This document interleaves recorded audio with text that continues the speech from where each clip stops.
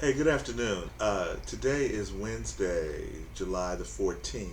And just in the last couple of days, Mars and Venus have come together in Leo. And what that means for us in the population, those of us who are still interested in love and sex, Venus is love and the frequency of how we connect and the receptivity to another individual or individuals, our taste factor, our harmonious energies. And then Mars is basically our pinga, how we go after what we want. And so with those two of them coming together at the 20th degree of Leo, it's helpful to know where that is in your chart. And you can certainly shoot some questions in the comment section uh, and go to my website at beliefisnotrequired.com and and even in this comment section for the YouTube to do that. And then we can work out different ways of what questions you have and what have you. But ultimately, Leo, it's about the heart chakra, the anahata, the Sanskrit word for unwounded or unstruck. So the Venus and Mars, the last time they came together was in August of 2019. So it's about almost every 2 years.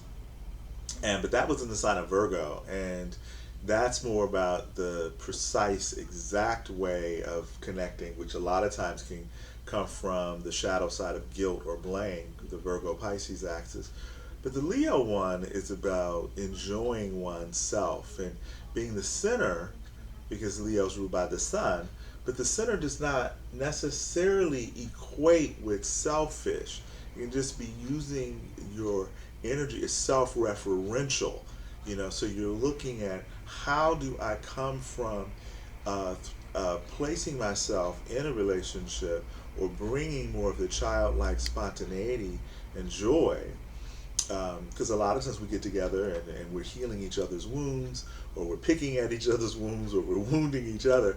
And so this Leo energy is to remind us to balance the heart with the objectivity, that when the opposite or complementary sign of Aquarius can bring in to the relationship, that you can see the other person clearly without your own delusions or without your own uh, Paul, as it was, or veneer.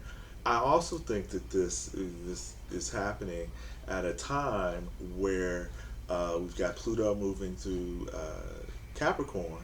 So we've got both Leo and Capricorn energies as the father energy, the control patriarchal energy. So we can be running some guilt based on our joy or our pleasure or whatever we feel is not binding or not falling within the structure of whatever we were taught. And then with generational, also Neptune being in Pisces, hitting that part of the nebulousness of Pisces, counting on Pisces to make it clear as you vague.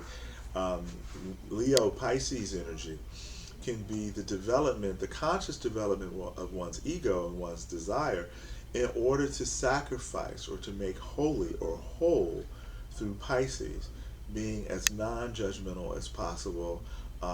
Compassion is not the same as pity, but ultimately finding those areas where we can move from tolerance to acceptance to coexisting in wholeness. But it requires the anahata, the unwounded parts of our heart. So elevate those energies and good looking out. Be sure to tell me what you would like in a paid subscription from Belief is Not Required, and doing some work with Our Raw Material. That's ourrawmaterial.com. And there's an Instagram page, and really happy about how that's coming together, about balancing our ego and our soul. There's a YouTube channel, Our Raw Material, as well.